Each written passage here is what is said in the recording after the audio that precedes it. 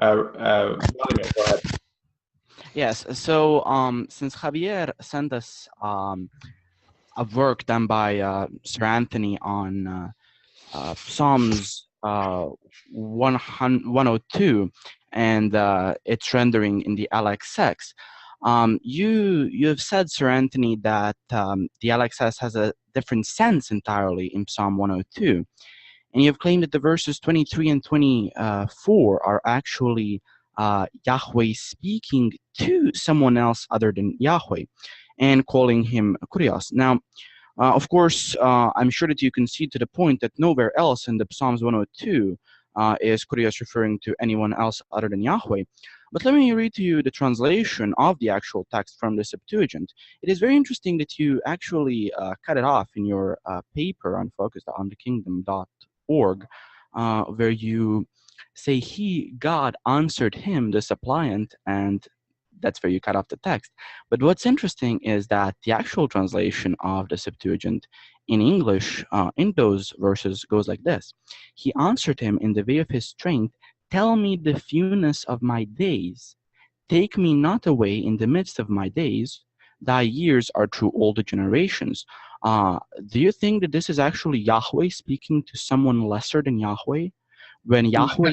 It's a great question. I refer you to F.F. Bruce. You'll be aware of him, of course. And Bacon, the article in 1902 by Bacon, the point there is, and you didn't mention this at the beginning, that we have a complete pointing difference. You know this between Ina and Ana, I'm sure. You've looked at that. The Hebrew can be read according to the pointing as either he answered him or the other one, he afflicted him, right? Completely reversing the sense. I'm not sure if you've taken all of that in. And then you've got you, Lord, apparently then God speaking to somebody else as Lord, and obviously then that's taken to be the Messiah in Hebrews 2.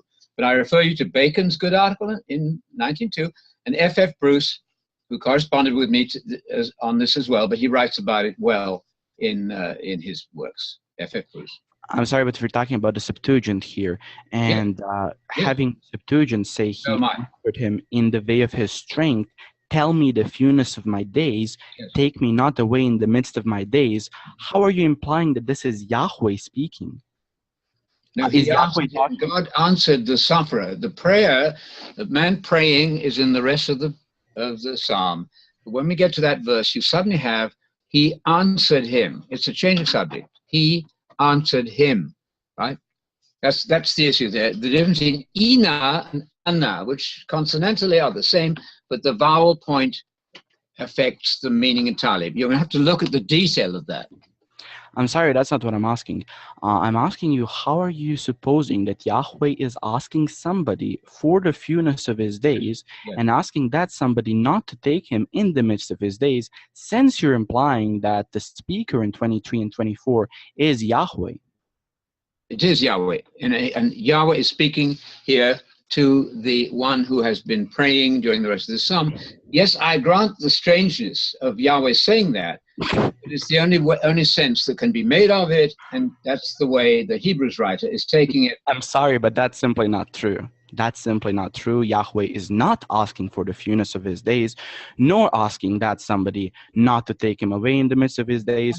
Rather, this is somebody else speaking. Who is the he then? Tell me who the he answered him. Tell me who the pronoun he answered him. Who is the he there? It could be the psalmist. It could be somebody being referred to. It's most certainly not Yahweh. I'm sorry. It certainly is not the psalmist, because the psalmist is the one doing the praying. But check again, F.F. Bruce got this right, Bacon and many others worked their way through this. It's strange, I grant you, but it's quite possible because of the ambiguity in the point. Absolutely not. Absolutely not. Okay. But going off, since we are obviously not going to agree on this point, going to Hebrews 1:10, did you say that this is speaking of Jesus as in him being the creator of the new heavens and the new earth? Of course, because that's what the text says in 2:5. We're talking about the age to come, the economy to come. That's the topic. Yeah, so are you implying that the new earth and the new heavens shall pass away and be thrown away like a robe by Yahweh? They will be passing away, as you know, after the second resurrection. You have a further renewal, yes. So basically your interpretation of the eschatology is that we will have the new heavens and the new earth, then they will pass away, and then again we will have the new heavens and the new earth. Another renewal, absolutely. But let me ask you this question, if I may, since we've got you, and you're obviously very... On which scriptural basis are you going there to say that the new heavens and the new earth shall be destroyed, and then another new heavens and the new earth shall be renewed? Well, I'm absolutely perplexed to find that in Scripture. The new heaven, new earth begin at the second coming, and then I think you have a further renewal. So one winds up and another begins.